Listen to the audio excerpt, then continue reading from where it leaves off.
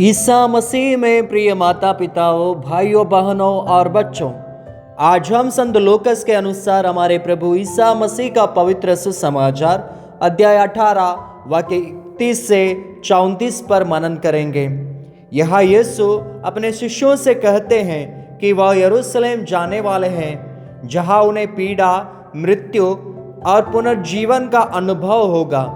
एक अंश एक महत्वपूर्ण संदेश को हमारे सामने प्रस्तुत करता है, जो हमारे जीवन में गहरी आत्मचिंतन की आवश्यकता पैदा करता है। आइए इस पर ध्यान से विचार करें और इसे अपने जीवन में कैसे लागू कर सकते हैं, इसे समझने का प्रयास करें। यीशु अपने शिष्यों से कहते हैं, हम यरूशलेम जा रहे हैं और वहाँ सभी बातें पूरी होंगी जो भविष्यवक्ताओं द्वारा लिखी गई हैं।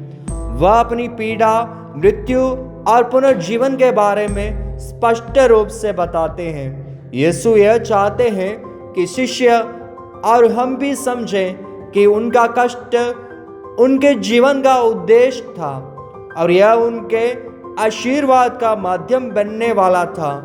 उनका यह संदेश सिखाता है कि हर पीड़ा और संघर्ष के पीछे ईश्वर की योजना होती है। संत जेरोम इस पर टिप्पणी करते हुए कहते हैं कि यह भविष्यवाणी यीशु के कष्टों को उन सभी के लिए समझाने के लिए है जो उनके बाद आएंगे। यह दिखाता है कि यीशु का दुख और बलिदान केवल शारीरिक पीड़ा नहीं था, बल्कि यह मानवता के उद्धार के लिए आवश्यक था। उनका कष्ट हमारे लिए है और हमें इसे समझकर अपनी जिंदगी में उसे स्वीकार करना चाहिए। जब यीशु ने अपनी पीड़ा के बारे में बताया तो शिष्य इसे समझ नहीं पाए। लूकास लिखते हैं, उनका यह शब्द उनके लिए अस्पष्ट था और वे उसे समझने में असमर्थ थे। यीशु के साथ होने के बावजूद शिष्य इस रहस्य को पूरी तरह से नहीं समझ पाए। इस बात का प्रतीक है कि ईश्वर की योजनाएं अक्सर हमारी समझ से बाहर होती हैं और हमें कभी कभी उन योजनाओं को स्वीकार करने के लिए विश्वास और धैर्य की आवश्यकता होती है। यीशु की पीड़ा का केवल एक उद्देश्य नहीं था, यह उद्धार की प्रक्रिया का हिस्सा था। उनके बलिदान के बाद उनके पुनर्जीवन ने हमारी उम्मीद और विश्वास को नया रूप दिया। स्पष्ट रूप से दिखाता है कि हम जीवन में चाहे जैसी भी पीड़ा या मुश्किलें झेल रहे हों, अतः हमारी उम्मीद हमेशा पुनर्जीवन और नया जीवन है जो ईश्वर द्वारा हमें मिलता है। संत पौलुस ने भी इस बारे में कहा था, हम जानते हैं कि दुख हमें धैर्य देता है, धैर्य हमें परीक्षा और परीक्षा हमें आशा देती है। यह एक महत्वपूर्ण सत्य है कि पीड़ा हमारे जीवन में एक गहरी आंतरिक शक्ति उत्पन्न करती है जो हमें ईश्वर की ओर अधिक निकट लाती है।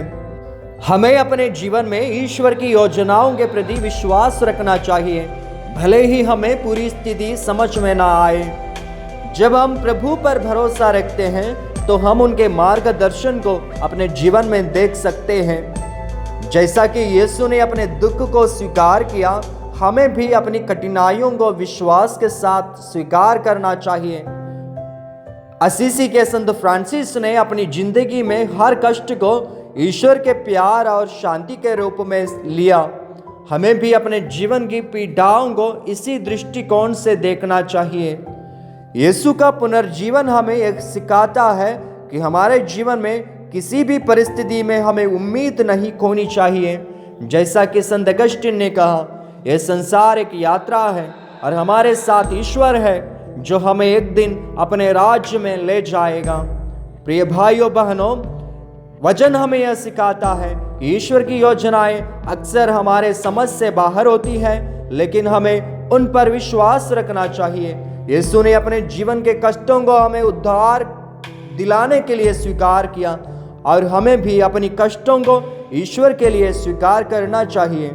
हमें यह समझने की आवश्यकता है कि हर पीड़ा के बाद हमारी उम्मीद हमेशा पुनर्जीवन में होती है। आइए हम प्रार्थना करें कि हमें विश्वास और धैर्य मिले ताकि हम ईश्वर की योजनाओं को बिना शंका के स्वीकार कर सकें और उनके द्वारा हमें दी गई आशीर्वाद और उद्धार का अनुभव कर सके।